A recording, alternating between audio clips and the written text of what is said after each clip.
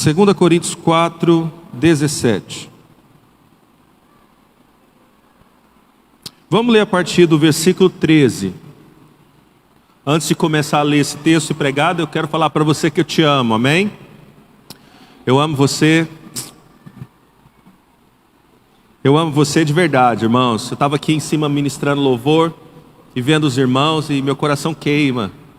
Eu fico olhando a Sheila pregando aqui, vendo os irmãos, meu coração fica queimando aqui. Falei, cara, que maravilhoso, que privilégio poder ser pastor desses irmãos tão queridos, poder pastorear você, porque para mim é um privilégio, amém? Aleluia. 2 Coríntios 4, então 13, está escrito: cri, por isso falei. Com esse mesmo espírito de fé, nós também cremos e por isso falamos. Porque sabemos que aquele que ressuscitou o Senhor Jesus dentre os mortos, também nos ressuscitará com Jesus e nos apresentará com vocês. Tudo isso é para o bem de vocês, para que a graça que está alcançando um número cada vez maior de pessoas, faça que transbordem as ações de graças para a glória de Deus. Por isso, não desanimamos, embora exteriormente estejamos desgastados, interiormente estamos sendo renovados dia após dia, pois os nossos sofrimentos leves e momentâneos estão produzindo para nós uma glória eterna que pesa mais do que todos eles. Assim, fixamos os olhos não naquilo que se vê, mas no que não se vê, pois o que se vê é transitório, mas o que não se vê é eterno. Feche teus olhos. Deus, essa é a tua palavra para nós. Fale conosco agora, Pai, de forma pessoal e de forma individual, em nome de Jesus. Aleluia. Eu espero que Jesus fale com você, espero que Jesus fale ao teu coração, assim como Ele falou ao meu coração. Ele quer nos alimentar com a sua palavra, e a palavra de Deus é alimento para nós. A Bíblia diz que Ele é pão, Jesus é pão, e Ele é o pão da vida. Eu sempre brinco que Jesus não é pizza, porque pizza você come de vez em quando, né? E pão você come todos os dias. Então Jesus é pão que nos alimenta, mas Ele alimenta aqueles que estão com fome. Quantos estão com fome da palavra de Deus? Quantos querem comer dessa palavra hoje? Esse texto de 2 Coríntios capítulo 4 está falando de tesouros em vasos de barro. Se nós pegarmos desde o primeiro versículo, ele vai falar que eu e você somos como um vaso de barro que carrega tesouros, que serve para uma utilidade específica. Então nós somos vaso de barro, e ele chama também de vasos de honra. E quando ele fala para mim e para você que somos como vasos de honra, quer dizer que temos um propósito e uma finalidade. Mas a nossa vida, durante a nossa jornada, nós vamos enfrentar muitas lutas. Durante toda a nossa vida vamos enfrentar muitos problemas, muitas lutas, muitas batalhas serão traçadas simplesmente pelo fato de estarmos vivos. Amém, irmãos? Quantos estão vivendo lutas aqui hoje? Vou levantar minha mão. Porque todos nós passamos por lutas e enfrentamos problemas sérios muitas vezes. E muitas vezes passamos por dificuldades que humanamente é impossível vencê-las.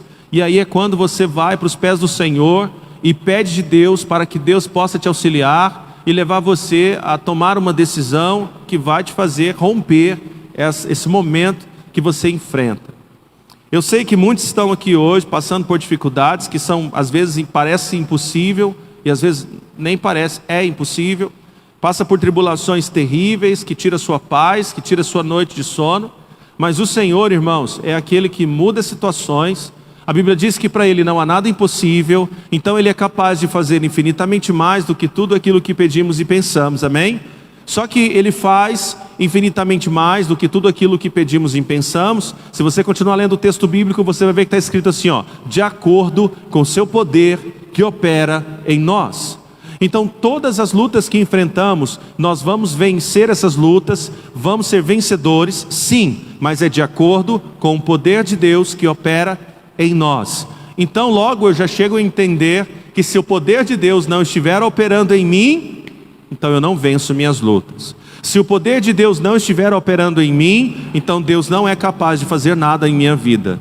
Porque a capacidade de Jesus fazer algo em minha vida é a partir do poder dele inserido em mim. É a partir da graça dele inserida em mim. Então quando Jesus está em mim, então ele age na minha vida. Quando Jesus não está em mim, então ele não age na nossa vida. Pastor, mas você acabou de dizer que para Deus nada é impossível. Nada é impossível para Deus. Mas Deus é muito gentil.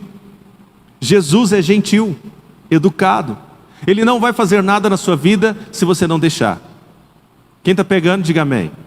Então o Senhor é capaz de fazer infinitamente mais de acordo com o seu poder que opera em nós. Então à medida que o poder de Jesus é aperfeiçoado em nós, à medida que a graça de Jesus está em nós, à medida que somos cheios, que estamos cheios do Espírito, cheios de Deus, nos alimentando e somos fartos, mais do Senhor há em nós. Quanto mais você busca de Deus, mais de Deus vai haver em você. E aí quando Deus está em você, quando vier as lutas e as dificuldades, aí sim, Ele é capaz de fazer infinitamente mais, porque Ele está em você, amém?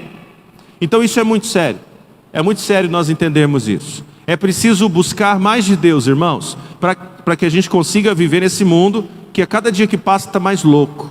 Você concorda comigo que esse mundo está louco? Você concorda que o mundo está doido, né? Incerto, cheio de dificuldades? Mas a Bíblia diz que você pode confiar em Deus. E confiar é uma coisa muito interessante. Nós confiamos naquilo que não muda. A gente só confia no que não se muda. A gente só confia no que é reto. A gente só confia naquilo que é imutável. Por exemplo, você confia na economia do Brasil? Você confia em fazer um investimento de 100 mil reais hoje? Na bolsa ou qualquer lugar?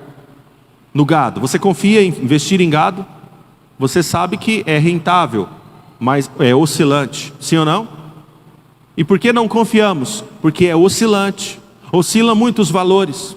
O gás hoje está R$90 em Arizona, amanhã pode estar 100. Então você não confia. A gente não confia na economia do Brasil, porque ela oscila, a inflação está em alta.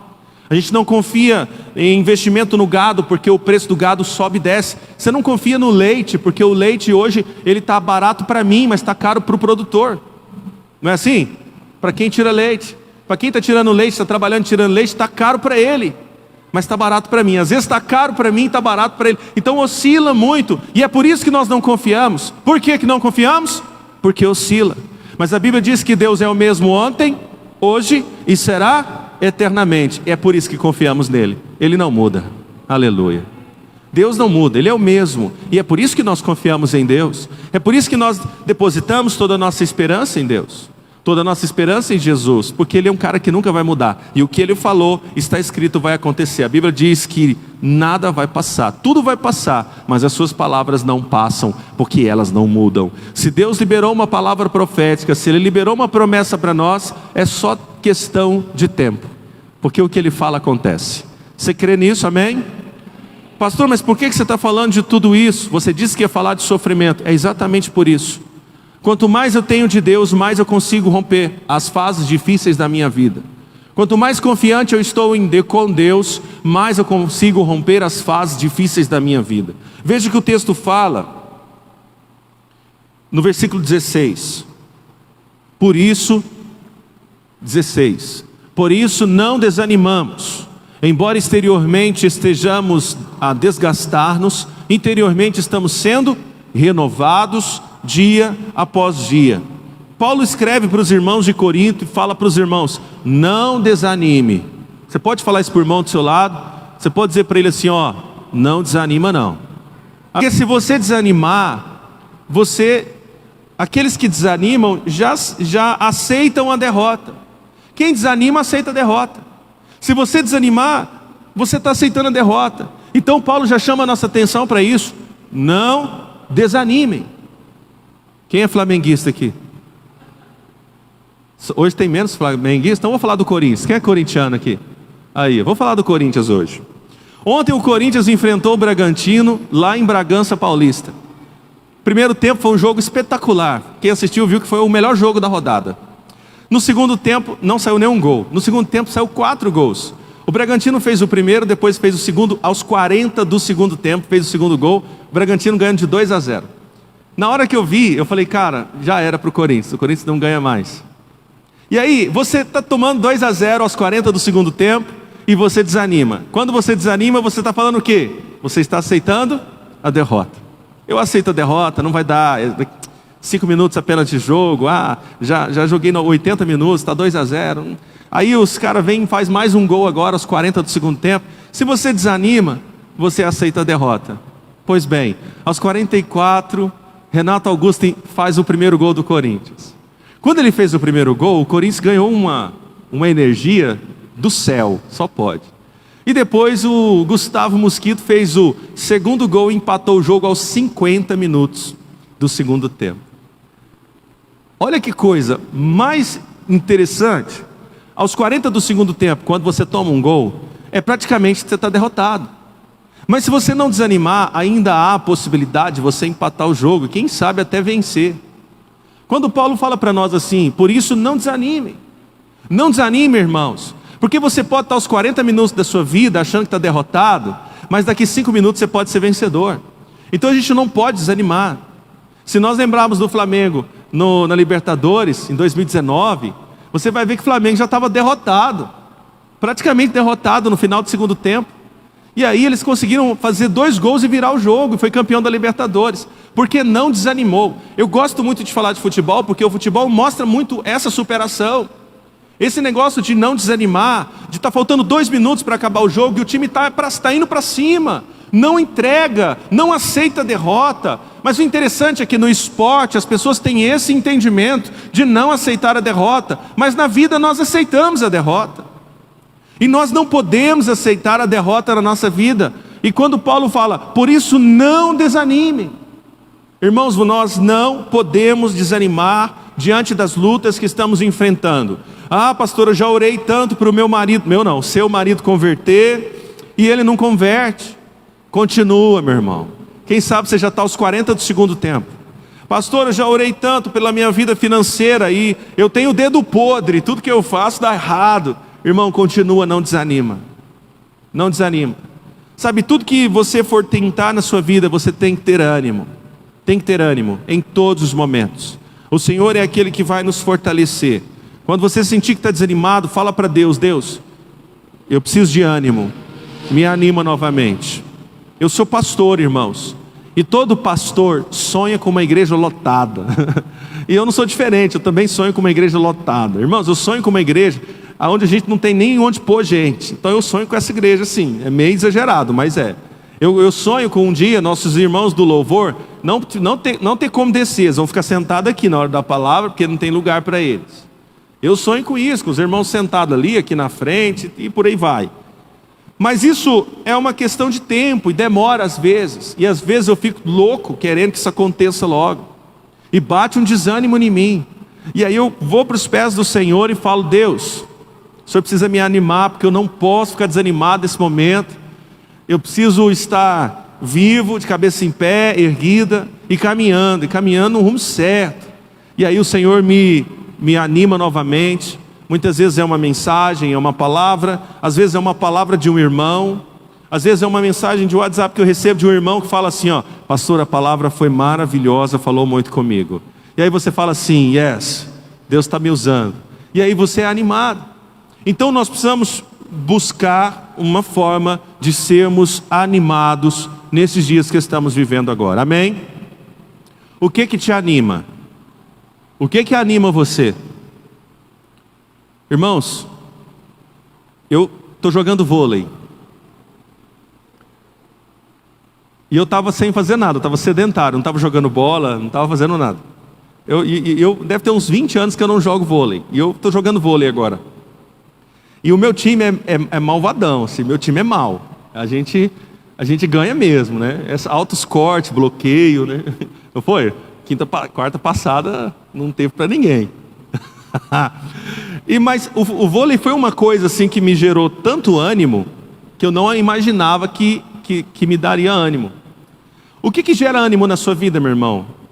Você tenta jogar alguma coisa, tenta se divertir com alguma coisa, compra um videogame, vai fazer caminhada, vai correr na rua, vai para academia. É verdade, irmão, sabe? Muitas vezes nós estamos sim vivendo essa vida e cá entre nós, deixa eu ver se você vai concordar comigo. Irmãos, essa vida é muito chata. Ué, não? Essa vida é muito chata, irmãos. Você vai para a televisão, você não vê nada, você só vê sangue. Você liga a televisão, você tem que tomar cuidado, senão você sai de lá manchado de sangue. Que é só a morte. E aí, é só morte falando mal do governo. É só isso que acontece. Você vai para o Facebook, é a mesma coisa. A gente dá risada, é no TikTok, né? A gente dá muita risada nos reels do Instagram, a gente dá umas risadas ali. Mas, irmão, essa vida é muito chata. Você acorda de manhã, amanhã é segunda, irmão. O que você vai fazer amanhã? Trabalhar. Por que você vai trabalhar? Porque você tem que pagar a conta. Alguém tem conta aqui? Pois é. Um homem que não tem contas para pagar, não é um homem. É um menino, né? Então, então nós temos conta para pagar. E a gente amanhã vai fazer o quê? Vamos trabalhar para pagar a conta. E terça-feira, você vai fazer o quê? Trabalhar para pagar a conta. E quarta-feira? E quinta? Quarta-feira tem vôlei. E quinta-feira, trabalhar para pagar a conta e depois tem vôlei de novo. E sexta, irmãos? Trabalhar para pagar a conta de novo. E sábado? Trabalhar para pagar a conta de novo. Está vendo que vida mais chata? Está vendo que sua vida é chata? Você viu? Vira para o irmão que está do seu lado e fala assim: cara, sua vida é muito chata. É verdade, irmãos. Se você olhar para isso, se você ficar focando nessa terra, nós vamos viver nossa vida completamente desanimado, porque essa vida, na verdade, não tem nada de interessante para nós. E é por isso que quando nós entregamos a nossa vida para Jesus, a vida fica mais interessante. Porque agora você está depositando toda a sua confiança em Deus, e não mais nas coisas desse mundo. Quando Deus fala para mim e para você: não ameis o mundo, não ameis o mundo, pois aquele que ama o mundo é inimigo de Deus. Deus, na verdade, está querendo te proteger, porque na verdade o mundo não tem nada para você. Mas as pessoas amam o mundo, irmãos. Nós somos loucos para comprar um novo iPhone. A gente está todo mundo doido para comprar um novo videogame. Nós estamos todo mundo doido para assistir a nova série, Round 6. É ou não é? Nós estamos todo mundo doido para assistir a nova série. Eu vou falar: essa série é ruim, hein? E ganhou da Casa de Papel. Está bombando lá fora, mas ela é ruim, irmãos. Ela não é boa, não. Eu não aconselho vocês a assistir ela, não. Ela é muito mal. Sabe? E nós ficamos o tempo todo nos alimentando das coisas que o mundo tem para nos oferecer. Quantas vezes você foi no Netflix para ver se atualizou alguma coisa? Quantas vezes você foi no Facebook para ver se atualizou, no Instagram? Nossa vida se reduziu a isso. Então, quando a Bíblia fala para você não amar o mundo, ela está falando para você: não faz isso, porque isso vai te afastar de Deus. E aquele que ama o mundo é inimigo de Deus. Mas quanto mais nos aproximarmos de Deus, mais interessante a nossa vida vai ficando. Quanto mais nos aproximarmos de Deus, mais satisfação nós teremos na nossa vida. Porque Jesus é o pão que nos alimenta. Jesus é a água que nos refresca. Jesus é a paz. Jesus é tudo que eu e você precisamos. Ele é o caminho. O caminho para a salvação não é uma rota, é uma pessoa. E Jesus é esse caminho. Ele disse: eu sou o caminho, a verdade e a vida. E ninguém vem ao Pai senão por mim. É o que Ele está dizendo para nós. Então o sentido da nossa vida não está nesse mundo, está nele, está em Jesus, naquele que nos criou. O sentido da nossa vida está em Deus que nos criou. Aleluia. O texto continua: por isso não desanimamos, embora exteriormente estejamos desgastados, interiormente estamos sendo renovados dia após dia. Esse mundo nos desgasta a mim, desgasta você, mas interiormente todas as lutas que enfrentamos e problemas que passamos renovam o nosso interior e nos fortalece. Versículo 17: pois os nossos sofrimentos, leves e momentâneos, estão produzindo para nós o quê? Uma glória eterna que pesa mais do que todos eles. Veja o que a palavra está dizendo para nós. Paulo está falando: tenham ânimo, porque os problemas que vocês enfrentam estão amadurecendo vocês. É ou não é? É, irmãos? Todo problema que enfrentamos nos amadurece. Todo problema. Irmãos, o jovem precisa amadurecer, é só casar. Casa que ele amadurece. Não é verdade? Não amadureceu não? Tenha filhos. Aí você vai amadurecer um tiquinho mais. Um pouquinho mais. Porque todas as lutas que enfrentamos, os problemas que passamos, nos amadurece. Ele gera em nós, ele produz em nós uma glória eterna que pesa mais, que pesa bem mais do que todos os problemas que enfrentamos. Quando eu me casei pela primeira vez, foi só uma vez que eu casei, né? Quando eu me casei, eu tinha 19 anos. Eu e a Sheila, irmãos, a gente brigava por causa da posição do copo na pia. Eu colocava o copo dentro da pia. Ela falava, não, tem que pôr o copo fora da pia, ainda tem que pôr água nele. Eu pegava o copo e jogava lá dentro da pia e pronto. Eu achava que já estava fazendo muito, já estou pondo um copo na pia. Aí ela achava ruim, me chamava atenção, brigava. Aí pegou o copo, é aqui. E aí colocava água. Eu nunca fiz isso, irmãos, eu sempre coloquei o copo dentro da pia. Eu nunca obedeci, não. Aí, o tempo foi passando, a gente foi percebendo que a gente brigava por coisas idiotas. Por coisa besta. Coisas idiotas. Sabe assim, tipo, uma vez ela pediu, eu estava tomando banho e pedi para ela levar a toalha para mim, que o homem sempre esquece a toalha, não é? Irmão, isso é coisa de homem, irmão. Tem homem aí? Fala amém. Isso é coisa de homem, irmão. Irmão, um homem que é homem, esquece a toalha. Leva o tapete da sala, não é? Ele passa, ele tem uma lixa no pé, não tem, irmão? Ele passa, quando ele vê o tapete, está lá na cozinha. Tem essas coisas, irmão. E aí, a gente está tomando banho, eu falei, Sheila, pega a toalha para mim. Ela estava tão irritada, eu falei, não vou pegar a toalha para você não. Eu falei, então beleza. Entrei debaixo do chuveiro de novo, molhei tudo e saí. Saí todo molhado, ainda fazendo assim e molhei a casa inteira. Nunca mais deixou de levar a toalha para mim. Toda vez que eu preciso, ela leva a toalha. Pronto, estava aqui a toalha. Mas você está vendo que coisa infantil? Está vendo que coisa mais infantil dos dois lados? Qual é a dificuldade de levar a toalha? E depois, que bobeira é essa? Sair molhando tudo. Então, coisa muito infantil. Hoje, irmãos, nós vemos essas coisas. Às vezes a gente olha lá para a pia. Aí as coisas estão sujas lá. Aí eu vou lá e lavo. Às vezes ela vai lá e faz alguma coisa. Não tem mais, a gente não briga mais por causa dessas coisas. Por quê? Porque produziu um peso maior. Quer dizer, as dificuldades que enfrentamos depois disso foram maior. E aí isso ficou pequeno. Isso ficou pequeno. Sabe quando você olha para o problema do outro e o outro fala assim, eu estou com um problema sim. Qual que é o problema? Eu estou com um problema que sei lá, sentimento. A pessoa falou assim, eu fiquei triste. Aí você olha e fala assim, cara, que bobeira, que bobagem. Mas é bobagem para nós, para aquela pessoa é muito pesado. Então a palavra está dizendo que todos os problemas que nós vamos enfrentar vai gerar em nós um peso que vai ser maior. Então a cada problema que enfrentamos, amadurecemos um pouco mais, amém? Amadurecemos um pouco mais. A cada luta que enfrentamos, a cada sofrimento que enfrentamos, nós melhoramos um pouco mais. Melhoramos um pouco mais. Aleluia. Quem já passou fome aqui? Ninguém passou fome? Olha que coisa mais boa. É isso, eu já passei, irmão. Você nunca passou fome? Já, ué. Demais, ué.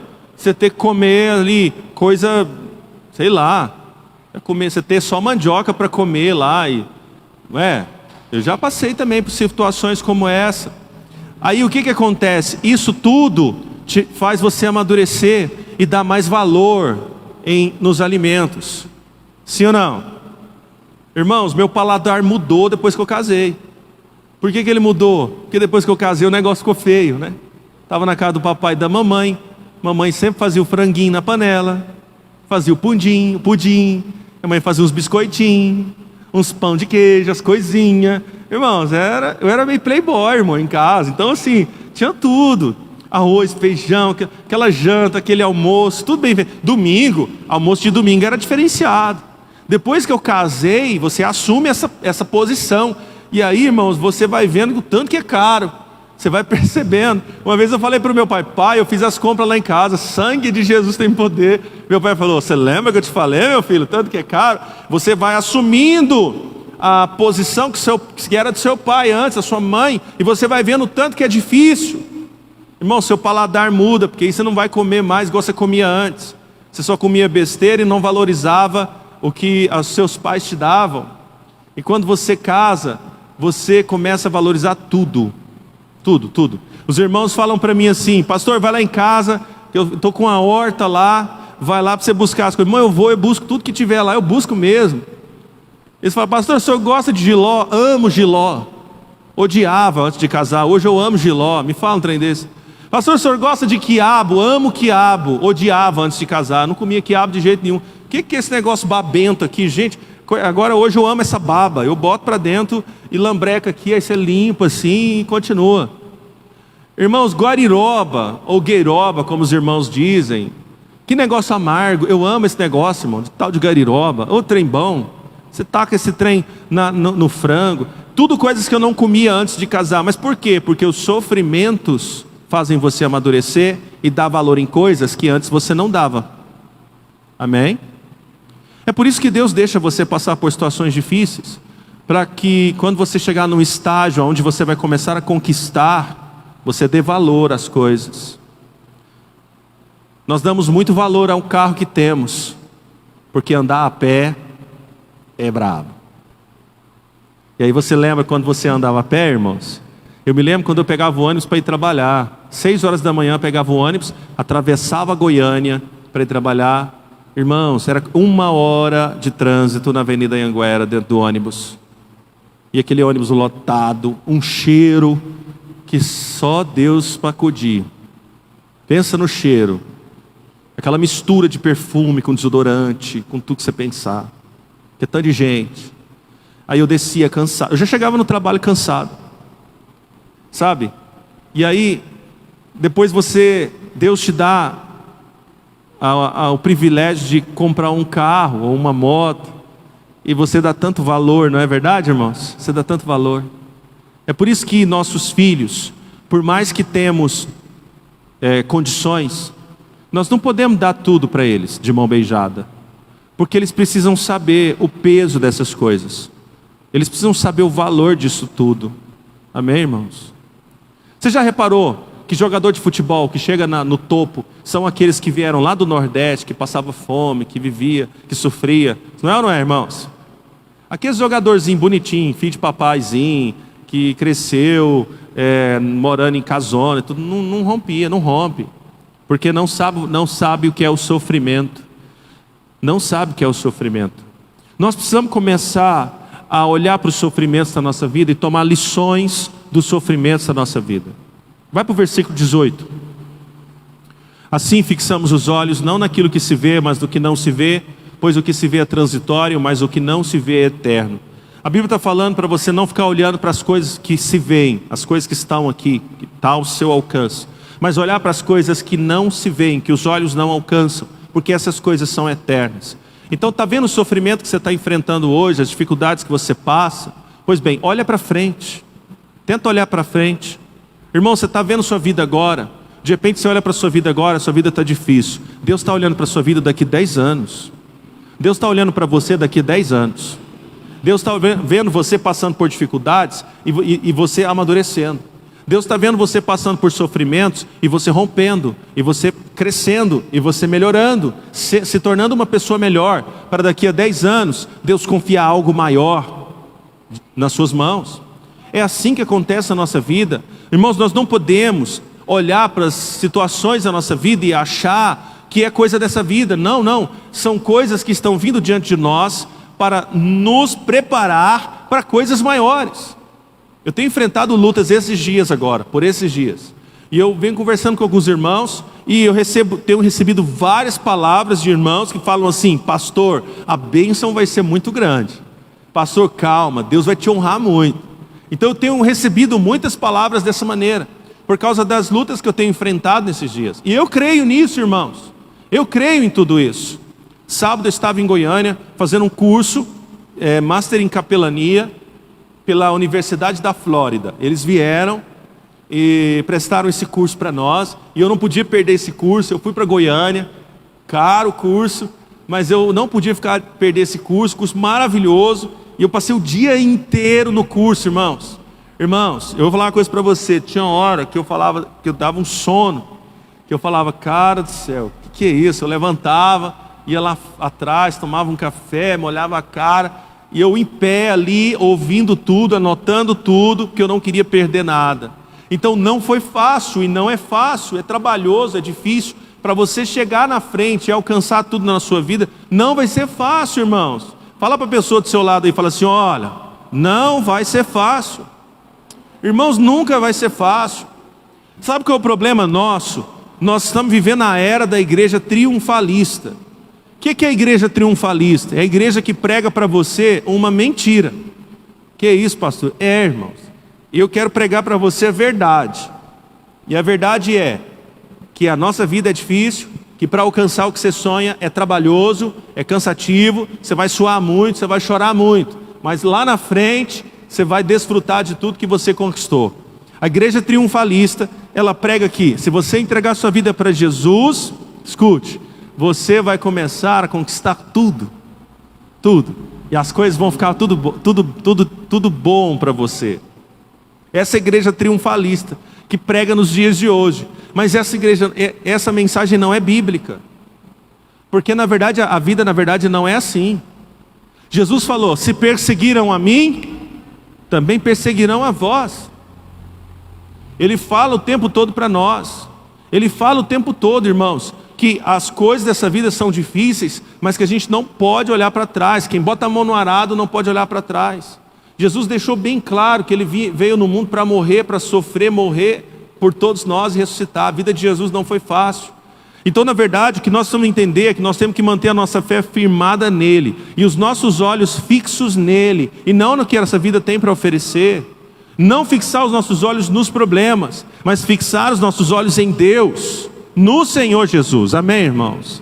Olha o que o texto está dizendo. Assim, fixamos os olhos, não naquilo que se vê, mas no que não se vê, pois o que se vê é transitório, mas o que não se vê é eterno. E a Bíblia diz, a fé é a certeza das coisas que esperamos e a prova de coisas que não vemos. Nós temos que fixar em Deus, fixar em Jesus. Deixa eu te fazer uma pergunta. Olhe para mim todos. Qual foi o pior momento da sua vida? Eu quero que você lembre aí agora, guarde esse momento na sua memória. De repente o falecimento de alguém, um momento de enfermidade, um acidente. Qual foi o pior momento da sua vida? Quem já lembrou? Levanta a mão só para eu ver se você já encontrou. Já trouxe à memória o pior momento da sua vida? Amém? Amém. Então escuta o que eu tenho para te dizer. Viu? O pior já passou. Não é? O pior já passou, irmãos. Então a gente precisa estar animados para o que Deus tem para nós. Porque olha, o melhor de Deus ainda está por vir. É o que a palavra diz para nós. E nós temos que confiar nisso. Eu quero que você abra sua Bíblia em Romanos capítulo 8 agora. Se você tiver com a Bíblia, você vai voltar um pouquinho. Romanos capítulo 8. Tem um versículo aqui maravilhoso. E nós já vamos encerrar.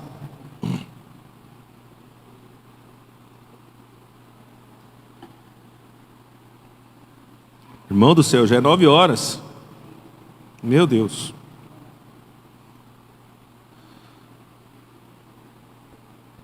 Romanos 8, 28.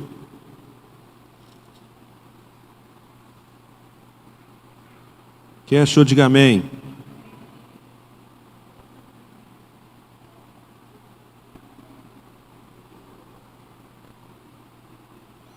Sabemos que Deus age em todas as coisas para o bem daqueles que o amam, dos que foram chamados de acordo com o seu propósito. A Bíblia diz, sabemos que Deus age em todas as coisas para o bem daqueles que o amam, dos que foram chamados de acordo com o seu propósito. Então a Bíblia está falando que Deus age em todas as coisas. Fala todas as coisas. Para quê? Para o bem daqueles que o amam. Quantos amam a Deus? O segredo, irmãos, de ter uma vida, vamos dizer assim, de sucesso com Deus é amá-lo, é amar o Senhor. Quando Jesus chega diante de Pedro, Jesus fala: Pedro, tu me amas? Pedro fala: sim, eu te amo. E ele diz: então apacenta meus cordeirinhos. Pela segunda vez ele fala: Pedro, tu me amas? Sim, Senhor, eu te amo. Então apacenta meus cordeirinhos. E pela terceira vez Jesus fala: Pedro, tu me amas? Pedro olha e fala assim: tu sabes de todas as coisas, apacenta meus cordeirinhos. Jesus sempre questionando Pedro sobre o amor dele, sempre questiona sobre o amor dele. Jesus sempre fala sobre o amor. A Bíblia sempre nos chama a atenção para amar a Deus. O primeiro mandamento: ame o Senhor teu Deus sobre todas as coisas. No Novo Testamento Jesus fala: ame o Senhor teu Deus com todo o seu coração, com todo o seu entendimento, com toda a sua força, com toda a sua alma. Irmãos, amar a Deus vai mudar a sua vida. Amar a Deus vai mudar a sua vida por completo. Você precisa amar a Deus. E é por isso que a Bíblia fala que aqueles que amam o mundo são inimigos de Deus. Porque você precisa amar a Deus. Bom, o texto está falando: sabemos.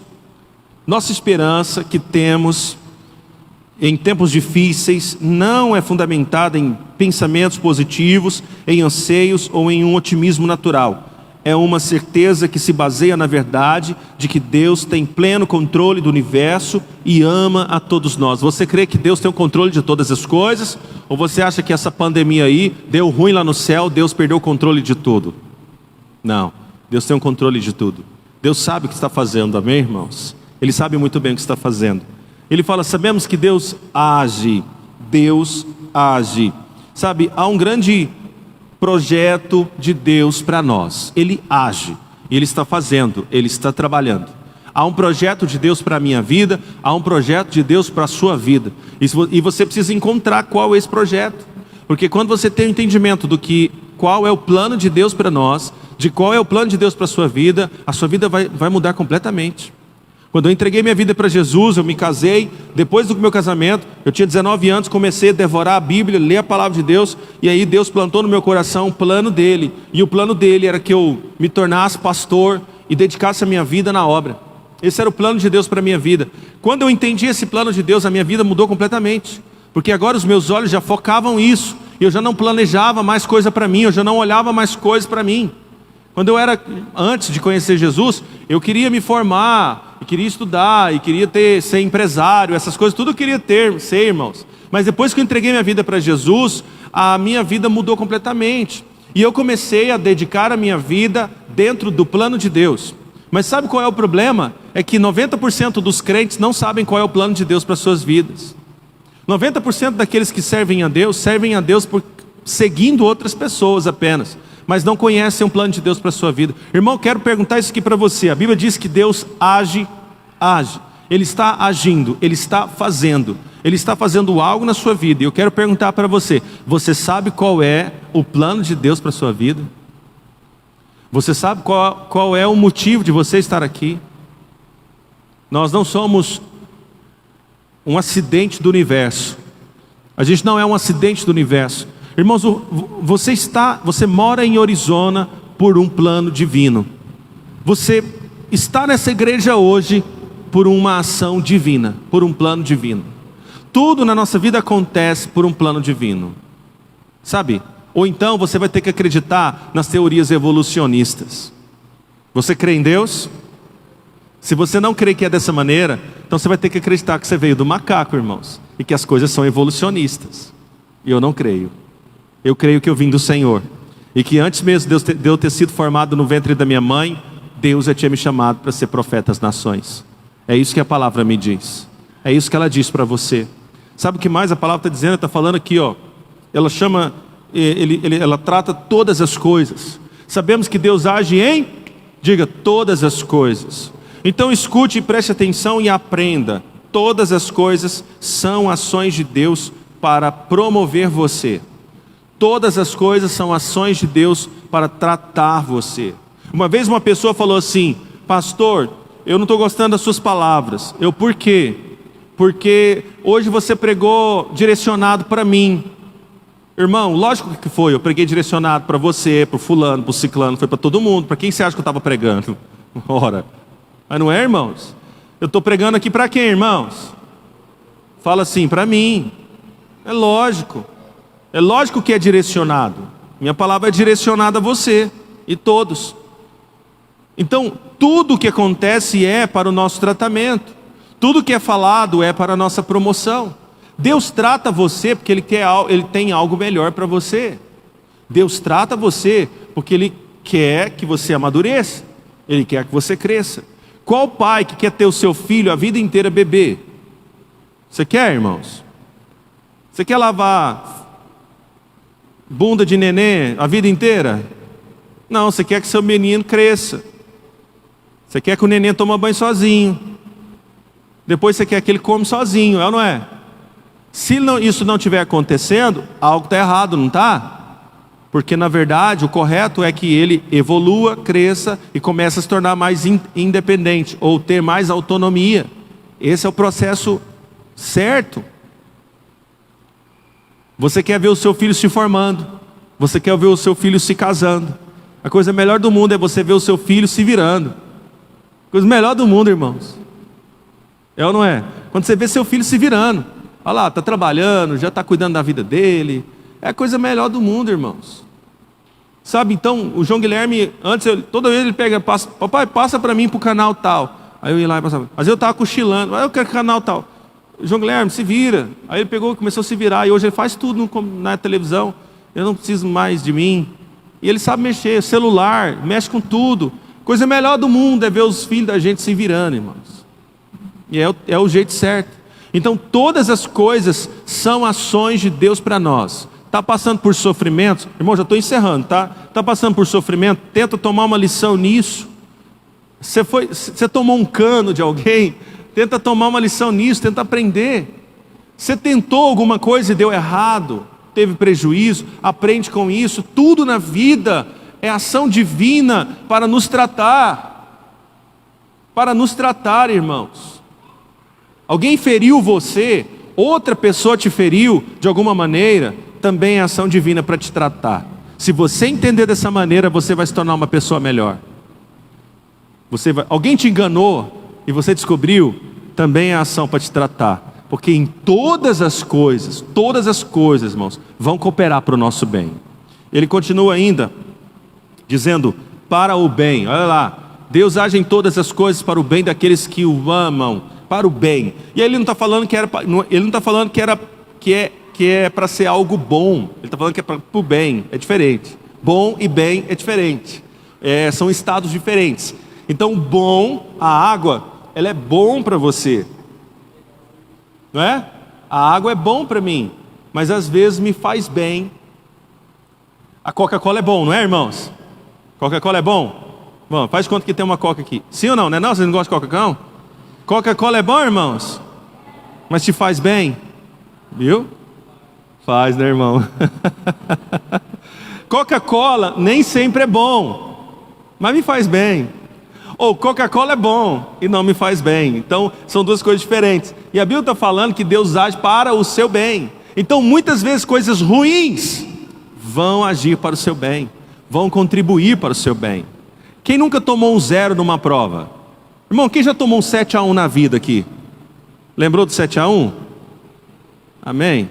Duas pessoas tomaram 7-1 na vida. Ó, que coisa. O restante, tudo está ganhando de 10-0, né? Irmãos, vocês entenderam o 7-1? O Brasil tomou 7-1 em 2014.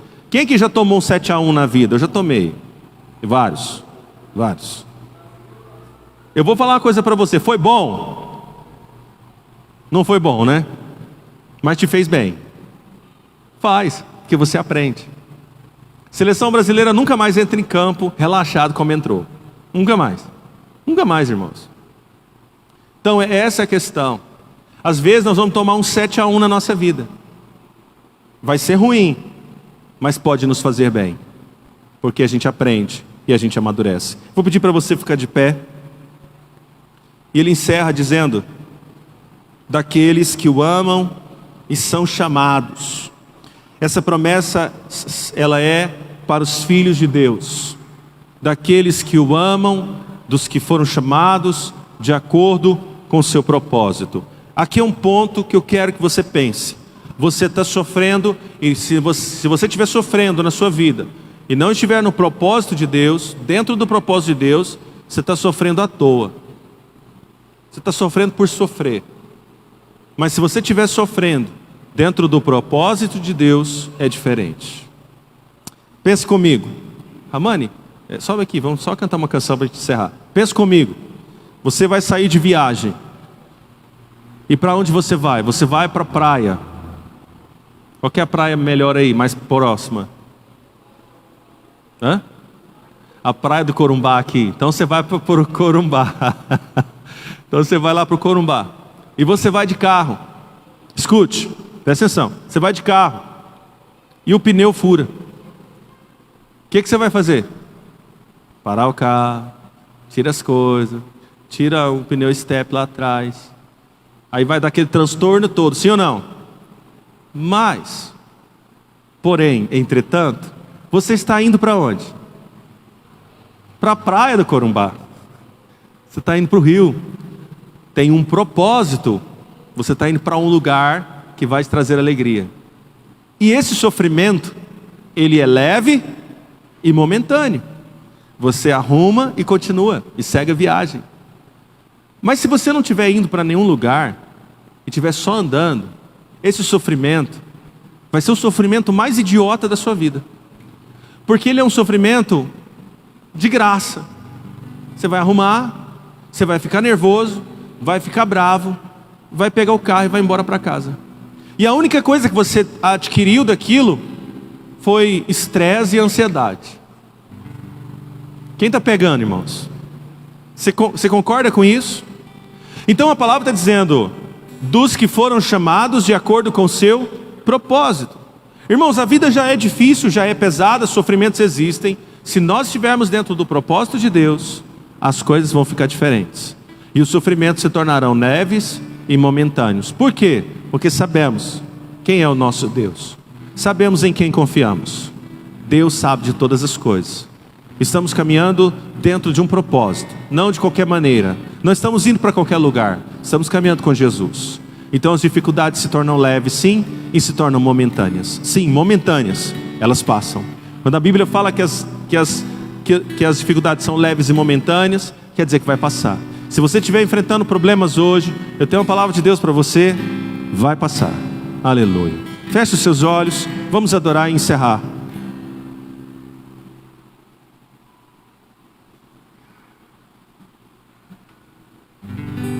Você é bem-vindo aqui. Cante comigo, vamos. A casa é sua, pode entrar, mesmo vazio de mim,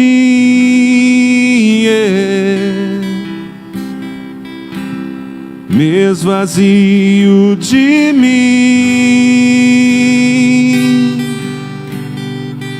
Erga sua voz comigo, vamos. Sopra o teu vento aqui, toma o teu trono, vem reinar. Nós queremos te ouvir,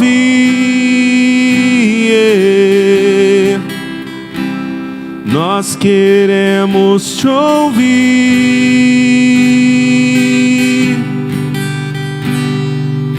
Cante comigo, esta casa é sua casa, nós deixamos ela pra você, Jesus. Esta casa é sua casa, nós deixamos ela pra você, Jesus. Bota a mão no teu coração. Senhor, nós colocamos a nossa vida agora na tua presença, sabendo que o Senhor é o nosso Deus, o Deus que tem cuidado de nós. Deus, quantos aqui nesse momento têm enfrentado sofrimentos, tribulações, dificuldades, situações difíceis? Nós clamamos ao Senhor, Pai, que venha fortalecer os meus irmãos e não deixe que cada um deles sejam desanimados. Pelo contrário, que o Senhor possa reanimá-los, e animar a cada um deles, pois os nossos sofrimentos leves e momentâneos estão produzindo para nós uma glória eterna que pesa mais do que todos eles. Assim, fixamos os olhos não naquilo que se vê, mas no que não se vê, pois o que se vê é transitório, mas o que não se vê é eterno. Leva-nos, Senhor, a fixar os nossos olhos naquilo que não vemos, a fixar os nossos olhos no autor e consumador da nossa fé.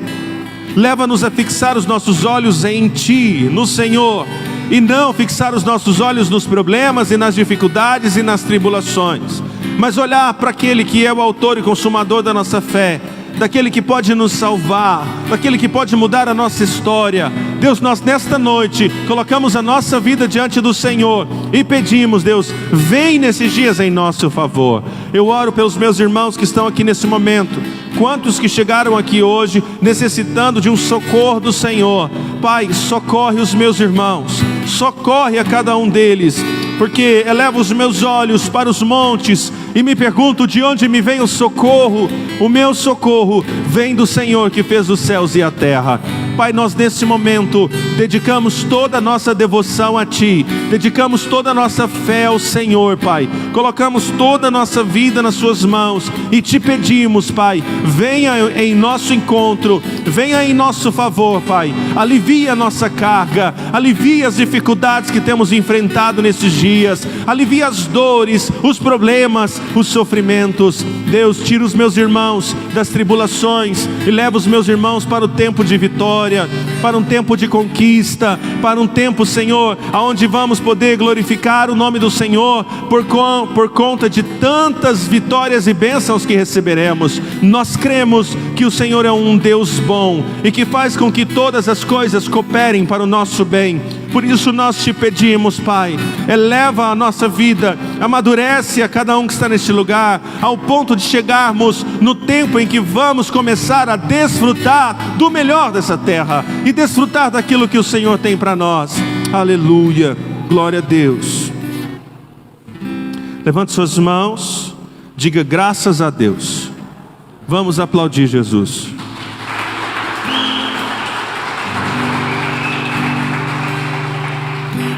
Aleluia. Deixa eu te abençoar. Que a graça e a paz do Senhor e a consolação do Espírito Santo seja sobre todos vós. Todos digam amém. Deus abençoe. Excelente semana a todos.